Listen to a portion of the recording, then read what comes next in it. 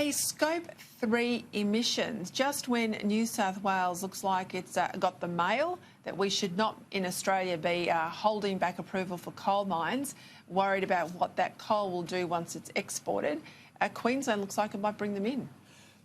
Let's rebrand them to what they are accurately, Peter.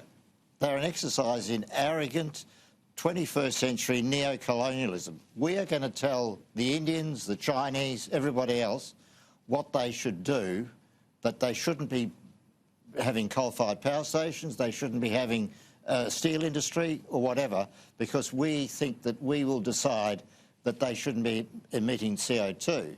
It's outrageous. Every country should be responsible for the, even if you buy the climate change nonsense, every country should be responsible for its own emissions.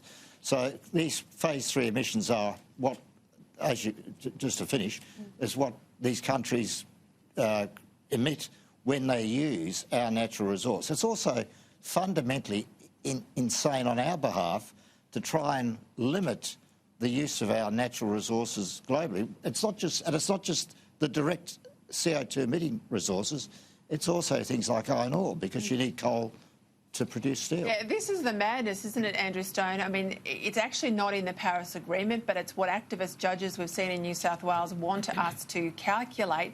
Of course, we don't get a rebate for the countries like India that use our good coal, our lower emissions coal, as opposed to the coal that they might get from Indonesia. We don't get any credit for all of that. What's next? We say to our winemakers, lest someone overseas drink our booze and, run the car up the side of a house or something, we won't export our wine. And unless someone eat our beef and get fat and get obese, we won't export our meat in the future. I mean, really and truly, it's laughable, but it's serious, because it's what the bench in New South Wales has considered in knocking back some recent mines. That's the thing. It is completely crazy what is being considered here. But and so I hope that the New South Wales government will act to prevent consideration of this when you get planning commission decisions and so forth. But can I posit another, and I'm actually being serious about this, another way in which you could try to deal with this problem. A particular recent example is the Bylong coal mine near Mudgee, which was rejected by the Independent Planning Commission on exactly this basis, that supposedly the coal produced when it goes off to India or Indonesia will produce all these CO2 emissions, and that's supposed to be going to be disastrous for the planet. But fundamentally what happened there was, I think, 3,000 odd submissions, and 2,500 of them came from a Lane Cove environmentalist group. Lane Cove is a very well-to-do suburb, it's a very nice suburb, in Sydney's North Shore. Now, the fundamental problem here is that you have a whole lot of inner-city people with a lack of direction in their lives and these crazy neuroses over climate change dictating really important real-life decisions for people out in places like Mudgee. There are 1,000 people now out in the regional New South Wales there, or that sort of order, I think, who are now not going to be able to get good, well-paying jobs to support their families. So my proposal is, don't just change the legislation, but here's an alternative idea. Maybe what the New South Wales government should do is set up a local planning review committee for Sydney planning development applications on the North Shore. And what they should do is locate that commission in Mudgee.